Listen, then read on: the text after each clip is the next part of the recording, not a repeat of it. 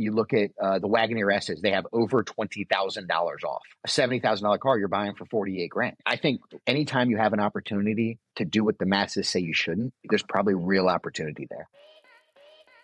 Welcome to EV Insider by Recurrent, where we make it easier to buy and sell electric cars by giving you access to leaders from across the industry. Let's get started.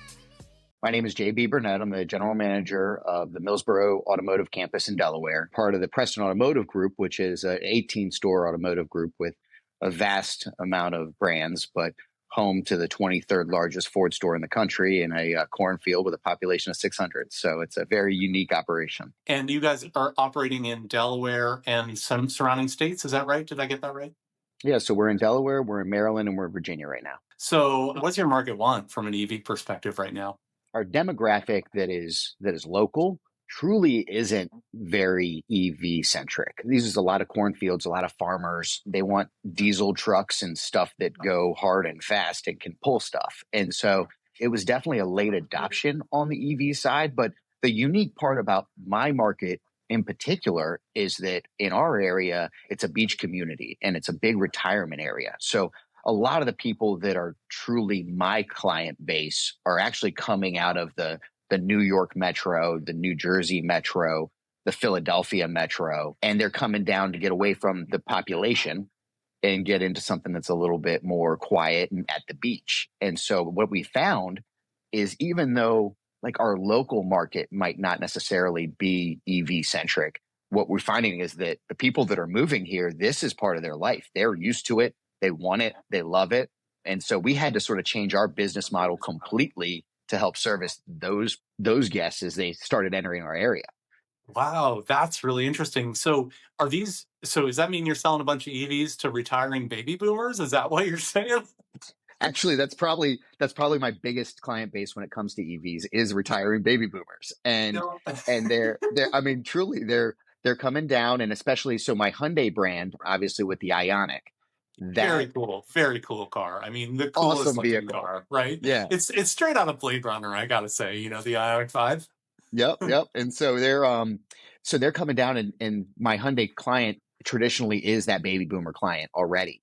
And so it's a little different than what Hyundai's traditional demographic is, but it's affordable. It's, these guys are coming down and they're, they might be retiring to a beach home, but they still say they're on a fixed income. And so they want an affordable budget. And so they're coming in and honestly, that's where I'm finding the largest success on the Hyundai side is that client base. And then on the Jeep side, we have the Wagoneer S. I don't know if you've played with one of those yet. Yes, I have, and it blew my mind when I got in and I realized that the roof actually opened, and I was like, "That's the first EV I've been in that has an openable sunroof." It was crazy. It is really blew my mind.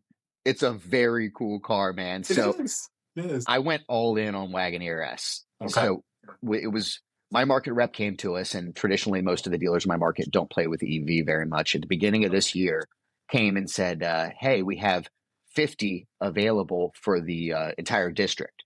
How many of those would you like?" Yeah. And I said, "I want 45 of them." Yeah. And so I went all the way in, and I'm going to tell you that buyer has been completely different. That buyer has been a younger demographic. I mean, at one point they had a lease payment that was as much as a cell phone bill. And so I mean, I was just pumping Wagoneer S's to everywhere in the country because I took everyone that I could get my hands on. Going from really selling Jeeps and trucks in a market that's very rural to all in on the EV side. All right, I want to drill down on both these customer segments that you have uncovered. So first of all, my parents, aging boomers, long since retired, and I'm an EV guy. I'm a CEO of an EV company, right? So they when they went to buy a new car, they were like, we really feel like ashamed of that we would get a gas car, but we're not quite ready for an EV, and so they ended up with a Lexus like hybrid. It was fine, but I'm just thinking about their relationship with all the technology in that car and how essentially anytime that something doesn't work with the CarPlay or whatever, they're back at the dealership. Like, how is it that you are able to support just the tech support for the boomers? How's that work? How are you? Like, my parents just couldn't do it. Like, how are you doing it? the hardest part is the technology inside the car. And what you'll find with a lot of them is that they don't care about the technology inside of the car. And charging an EV is not difficult. Yeah. And so it's not like we're setting them up for failure on their, they won't be able to start their car because the battery's going to run out. Right. And so I'm only talking about the inside technology. They didn't even get to the charging part. I'm like, just literally, how does it do the navigation, So what we try to do is we try to identify which features are most important to them. What are they going to use? Because there's so much stuff on these vehicles that you're 100% right. They don't care.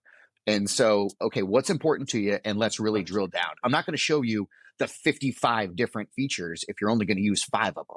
Yeah. So instead of confusing you with the 55 different features, let's just hone in on the 5 that you're going to use and let's make sure you know how to use them properly. Now, don't get me wrong.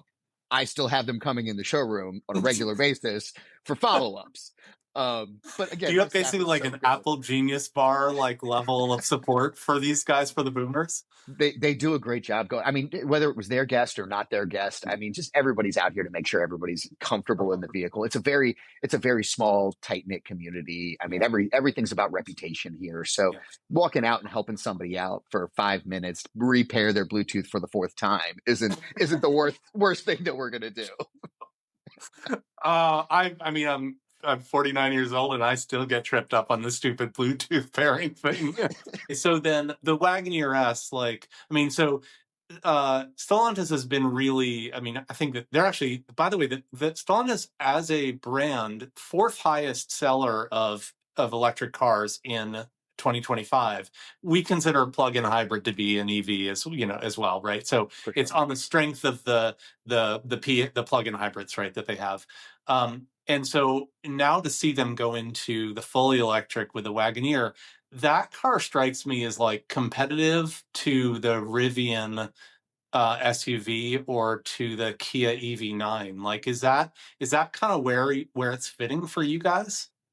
So what we're finding is we had to teach a lot of people about the Wagoneer S. And so what I did just to get buy-in is I put all my associates in a Wagoneer S for a couple of days. Okay. And so they got to take it home, plug it in at home, see what it was like, experience it themselves. And every single person that drove one was blown away between the power, between the actual range that I drove one myself for a week. And so, when you see that you get in the car and you see 280 miles, but then you drive 50 miles and it still says 250 miles, that range anxiety sort of starts going away. It almost under promises and over delivers.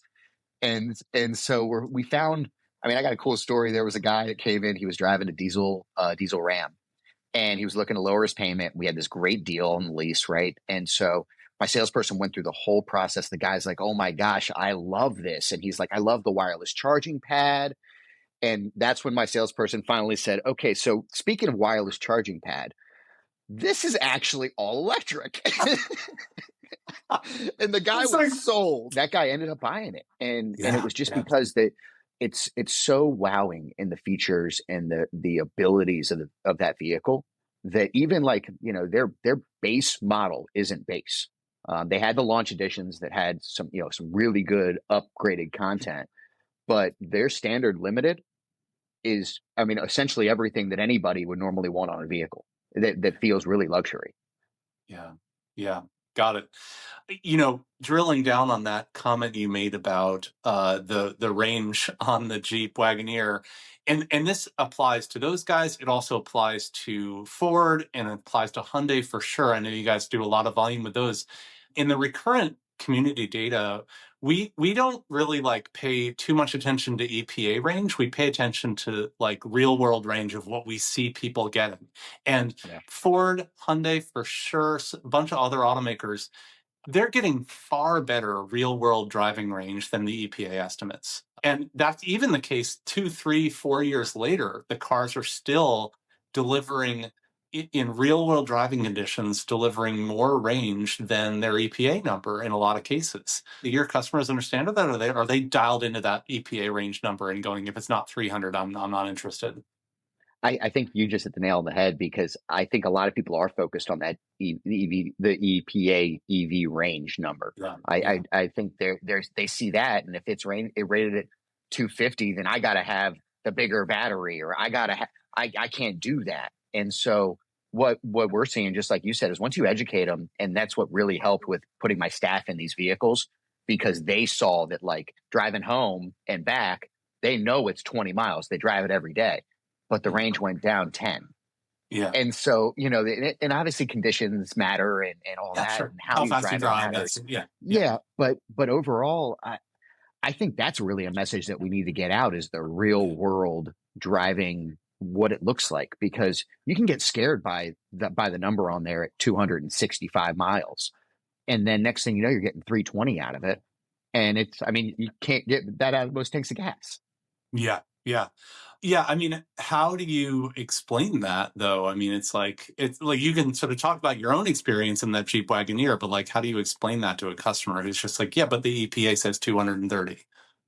And so I think in that instance, and I did a lot of like, hey, take it home for the weekend and try it yourself. Mm. And let them, because it's one thing for me to tell you, and I'm a car guy. I mean, you may or Right. may not believe me, Yeah.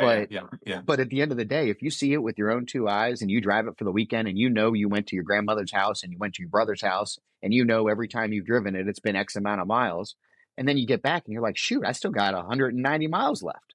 Yeah. And I think that's where the light bulb started going off. Okay. Talk to me about like plug-in hybrids and how your market, like how that is, the reception is there versus battery electric or a mild hybrid. Like, do people see that as the compromise solution? Is there a lot of momentum in where you are around plug-in hybrids, or is it more like, it's a little bit of a tweener and it doesn't really fit in either? Like, how do people think about it there? So I would tell you from our experience, what I'm finding is the plug-in hybrid's like the perfect easy sell. So for that person, like sort of like you were talking about with your parents, right? So that person that doesn't necessarily want to make the full jump, it's really easy to convince them, because a plug-in hybrid, you never have to plug it in if you don't want to.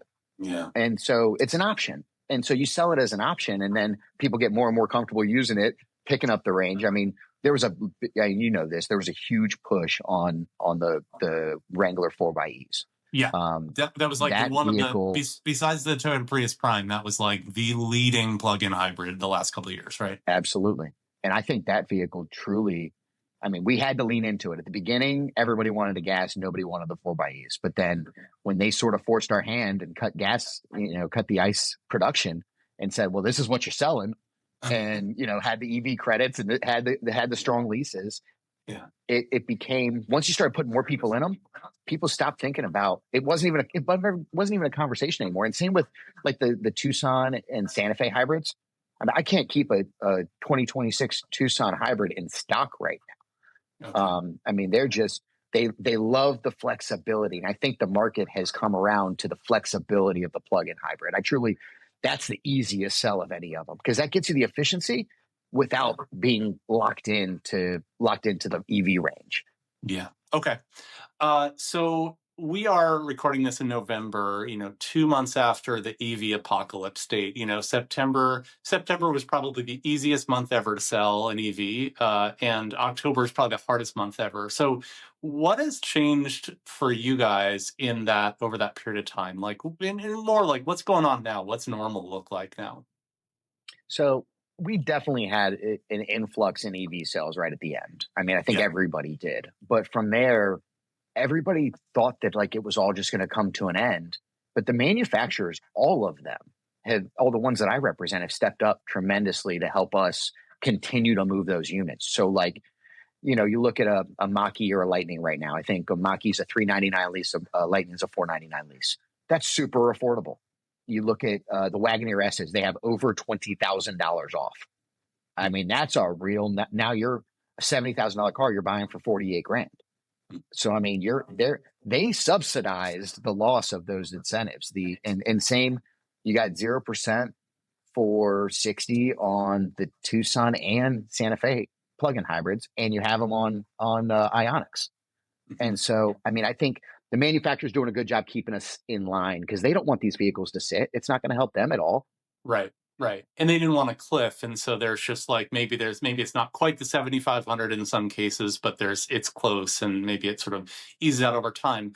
So that's on the pricing side. What about the consideration side? Like, what did everybody who want an EV, buy it before September 30th? Or is that still something that people are coming in because of? I think we're getting, I mean, I wouldn't say as much traffic because the $7,500 was a driving force and everybody was talking about it. You know what I mean? So we've lost a little bit of maybe that advertising concept of the $7,500 tax credit savings. But outside of that, I mean, at the end of the day, people still have accidents. People's cars still get older.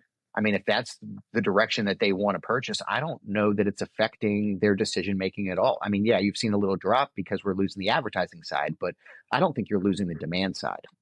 Yeah. Okay. And then same thing for plug-in hybrids. Is that, or maybe that's even easier now? Like, I'm just kind of curious about that since September 30th.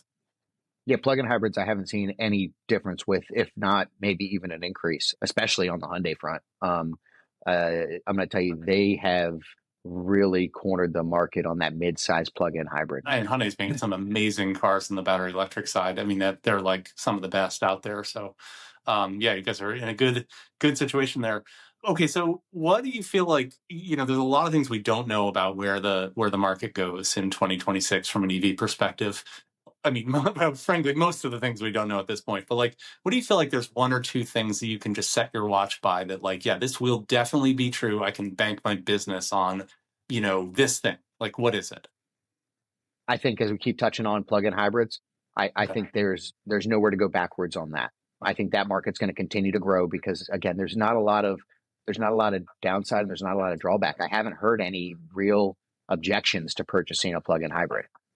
There's objections to purchasing a completely electric vehicle, but there's not a lot when it comes to the plug-in hybrids. And so I think you can bank on that being a continued market gainer in market share. And the other side of that is I think you're going to see that the manufacturers are going to continue to still support what models that they've spent years developing. I mean, you can't just turn away from 4 or 5 years of development and getting ready for EV and transition the entire plants to EV.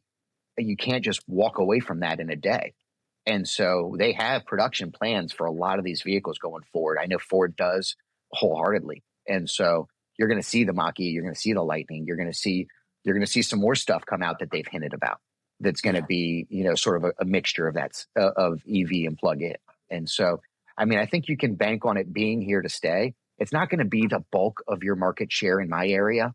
You should stock it. You should have the availability. You shouldn't give up on it, Yeah.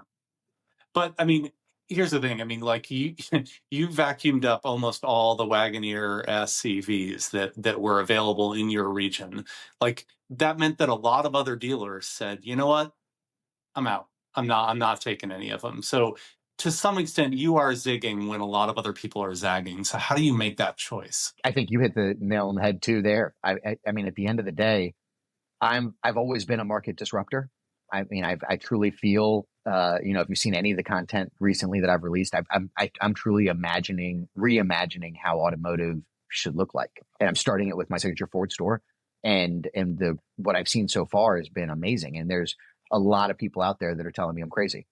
And at the end of the day, I've stood up in a room of people and I've said I wouldn't buy a car from me because I'm not going to sit in a car dealership for 4 hours and dicker back and forth. I'm going to come in, get what I want, and I'm going to leave. And I think a lot of EV buyers are very intelligent buyers. And I think they would appreciate that kind of experience more so than sitting there going back and forth, wondering what the trade is. I have a completely digital presence in the showroom now. There's not a computer or a desk phone in my entire showroom. And so it's just a new world. And so I think anytime you have an opportunity to do what the masses say you shouldn't, there's probably real opportunity there. Yeah.